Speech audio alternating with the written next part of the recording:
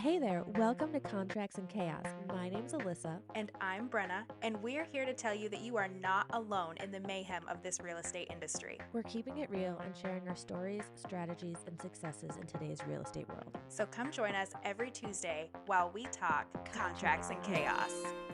Da da da da! We are in August. And what does August mean, Brenna? What does August mean? Back to school? Well, no, but for. Is that the exciting thing that we mean? I mean, maybe for some people, kids won't be around all day anymore. No, I meant for realtors. What happens in August this year? Oh, well, that's not exciting. Mine was way better. I never said it was exciting. I just said, what does it mean?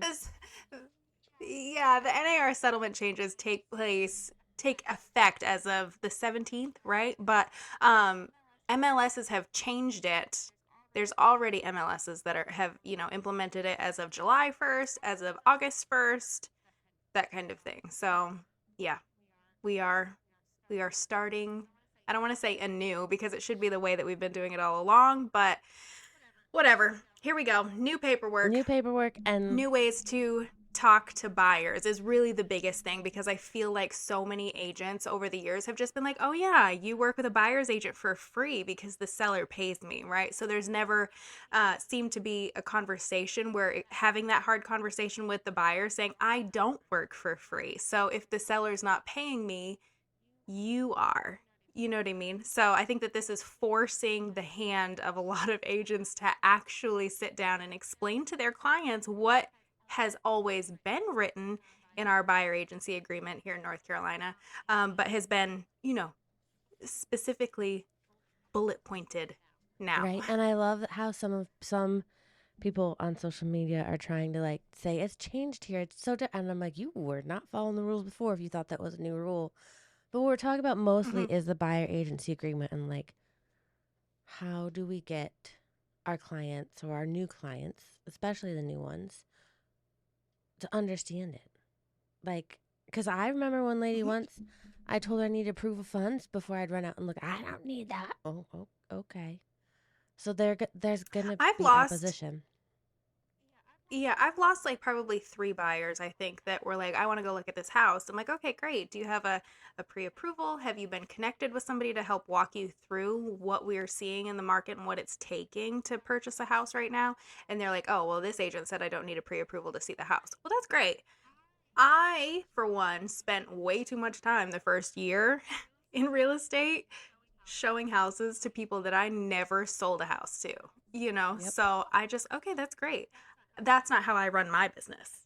I can't, especially with my schedules, my husband, my kids. Like, I can't bebop around and show houses to tire kickers, because that's really, if you're not serious enough to sit down with or get on a Zoom call with a lender and see where you're at financially to be able to afford a house, then you're not serious enough to actually get through the entire process of purchasing a house, because honestly, the pre-approval is probably the easiest part. Right. Well, and now I see, and I'm the same way. I won't jump. Well, I do admit though, earlier this week, my preferred lender sent me a lead and was like, hey, they're not sure, but they'd like to see the house tonight, to help see if they want to sell, if they want to look at numbers. And Mm-hmm. so I did it. But I had them sign a quick, hey, this is a one showing. Just like, I know you're going to come back to me because, Spencer sent you to me, but and explained it to them, and they had no, like, they were okay with it once I explained it. Um, I think that's the biggest thing. So here's my takeaway. Just real quick before we get into the actual like nitty-gritty of what we wanted to talk about. 90% of the buyers that you're going to be working with are like first-time home buyers or relocations that have never purchased a house in North Carolina anyways. Everything is different state to state. For instance, we talk about due diligence a lot, which is not something that's common across the United States. I think we're one of 4 states yep. that does it.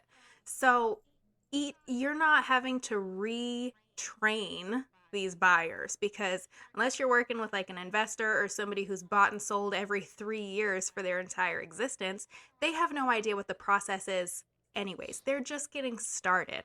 So if you can wrap your mind around these changes and get on board and not be petty and not be huffy puffy about it, they're not even going to realize that there is a huge shift happening. Right. Like That's just my mom bought a house 30 years ago and then bought one last year. She didn't remember how it worked. Like that's not something people Well, no, and it's probably not even remotely the same 30 years ago. right. I mean, I've been doing this for almost 6 years now, almost six, and the offer to purchase form has gained five Well, pages since I started. and due diligence in North Carolina's only been around like 8 or 9 years. It's new here too. So, yeah, Hmm. because I had buyers my first year who they have bought and sold and they hadn't in a while, and all of a sudden they were like, "Wait, what?" And I was like, "Oh, We didn't do yeah, this. Yeah. I didn't know they didn't know that." Um, Your mindset is 100% going to affect how your clients take it. If you take it and present it as this big process that's a pain in the butt for everybody, and the powers that be are just forcing us to do this, that's how it's going to translate into your transaction. If you just present it in the way that it is, I don't think it's that big of a deal. right. Absolutely agreed. So there's 5 things, 5 steps I think, in how I propose the buyer agency to my clients. The first one, and these are kind of out of order of how I do it. I start with the benefits.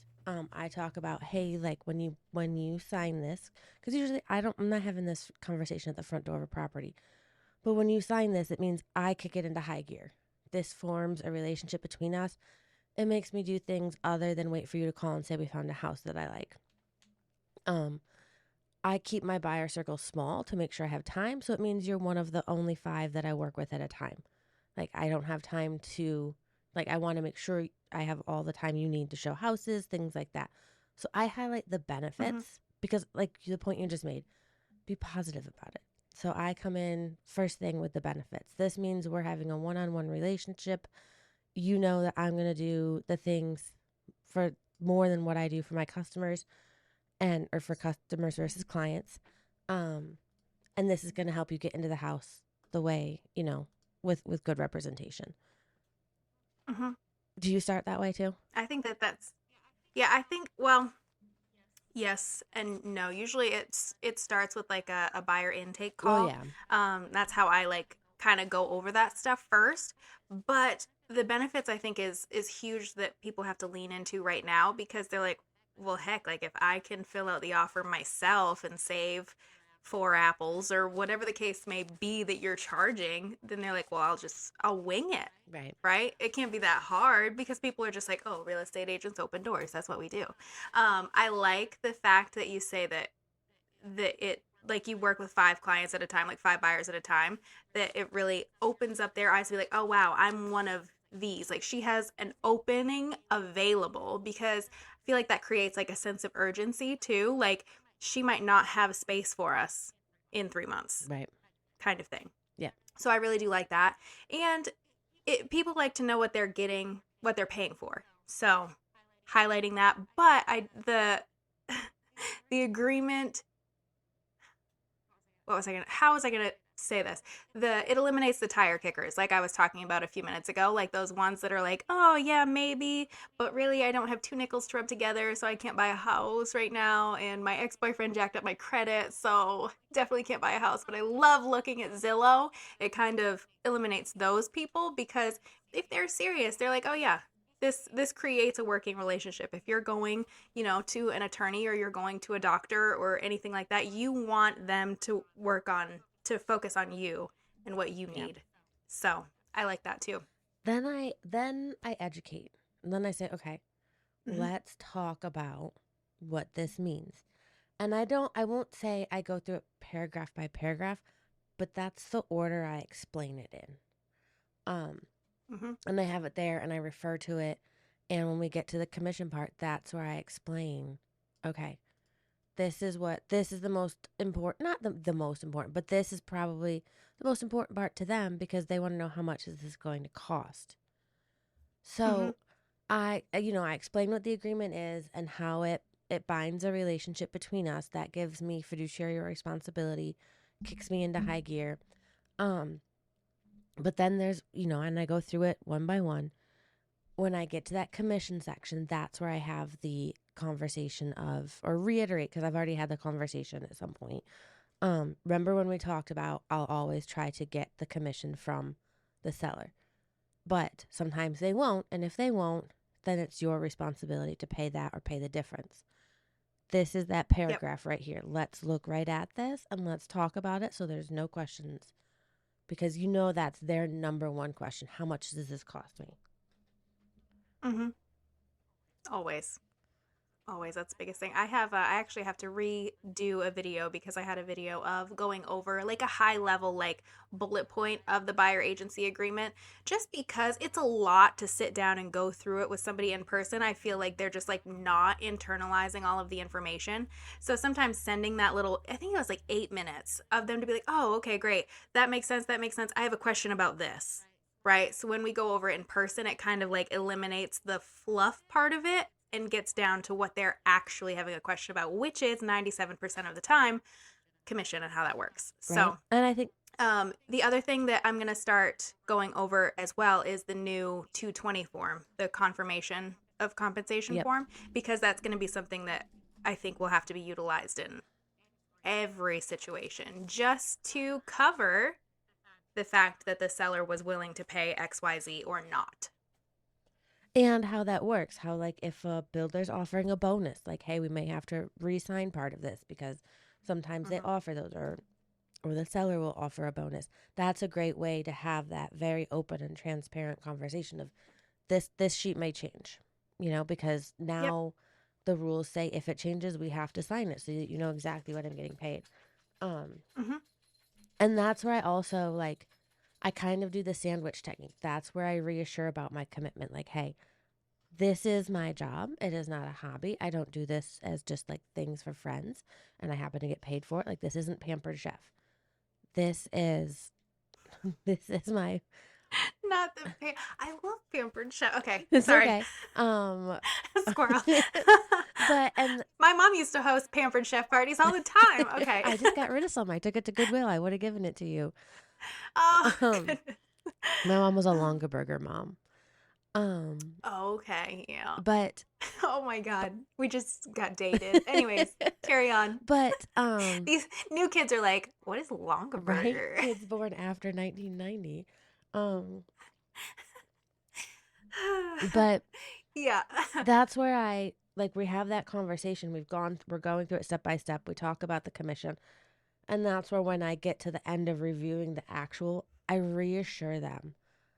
This is what this means. It doesn't lock them into a long-term commitment, but that it does make it so I'm working, hard, like I said, harder than I would for a customer, or who's the quintessential, hey, if you find a piece of land, you let me know. Like, no, this steps that up. So that's where I reassure them about that commitment. Like, hey, I'm working for you now. Um, Mhm. and that's what this looks like. The I think the biggest part is going over, and it's the nitty gritty. It's the legal Right. part. It's the ethical part. There's so many real estate agents that I've seen on Facebook forums and stuff in the last few weeks or even couple of months that are just like talking about how we can get around things and skirting this and, Yeah. loophole that. And it's just like, listen, this is how we got to this Right. position in the first place, right? So everybody just get on board, play nice, and follow the rules. These are the rules.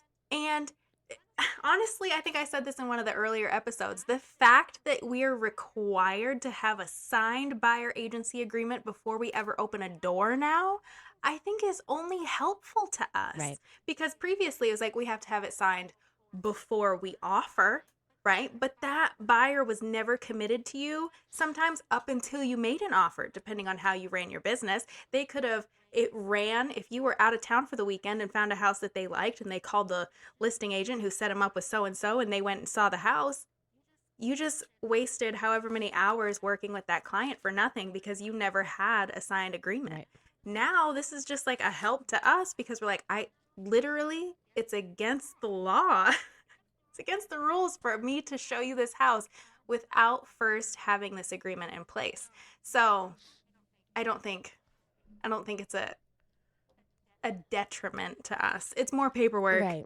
for And is sure. it? It's But not more. It's just we're like Sharon says, we're just taking a different route to get, at least in North mhm, Carolina, to get to the same space. Now, in other states, there are agents who never have buyer it's a big agency. Like change. it is a big change, Yep. but Which I guess I didn't realize how many states didn't have buyer right, agency in place, right, which is crazy to me. But there are several of them. I assume they all have them now, but this is for us. It's not a huge. Oh my God, I've never had to do anything like this before. So I am grateful for that. That it only seems like a little bitty change in conversation for us in North right. Carolina. Yes, it's yeah. We're just changing where in the timeline we get it signed, which I need to print some Mhm. off today to keep in my car because I may or may not have broken a rule the other day. Now that I think about it, um, I think the most important part with any client is communication, yes, right? So, and making them feel understood, heard, and answered, honestly, because if you go and you're like this, bullet point, sign here. right. Oh yeah, like and when I Okay. talk about going through this paragraph by paragraph, it's very conversational. It's not, hey, read this and then let's Mhm. talk about it. It's and it just all of these can come in different orders in my conversation if they have to. But though these Yep. are like the five things I make sure I touch on. And like you said, addressing their concerns. There's going to be questions. Like take Yeah. a minute, stop. And the more open you are about that conversation and just answering those questions and being as upfront and forthright and honest as you can. And if you're like, you know what, I don't know why they changed that, because there are things that I'm like, oh my God, I don't know why we changed that, Right. much like having cooperating compensation in our listing agreements when it's no longer Right. allowed. So, oh, I'm going to a class Question mark. Monday or Tuesday next week about that. It's a they're going over the forms with an attorney, and I'm gonna bring it. I'm gonna ask him. Wait. This Oh, doesn't good. make sense.